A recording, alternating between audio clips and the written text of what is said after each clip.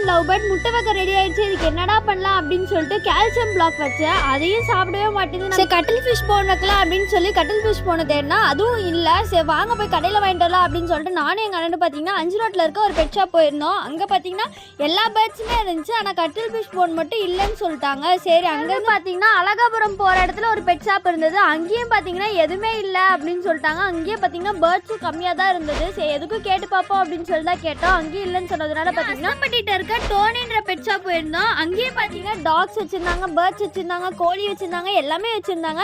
சரி கட்டில் fish bone எவ்வளோண்ணா அப்படின்னு கேட்டால் ஒரு கட்டில் ஃபிஷ் போன் பார்த்தீங்கன்னா 100 ரூபான்னு சொல்கிறாங்க. என்னடா 100 ரூபாயா அப்படின்னு அப்போல்லாம் 30 ரூபா 40 ரூபாய்க்கு தானே ஒரு கட்டில் ஃபிஷ் போன் வித்துட்டு இருந்தீங்க, இப்போ என்ன 100 ரூபான்றீங்க அப்படின்னு சொல்லிட்டு இன்னொரு கடைக்கு போயிருந்தோம். அங்கே பார்த்தீங்கன்னா இதோட அதிக ரேட்டாக தான் சொல்கிறாங்களோட கம்மி ரேட் இல்லை.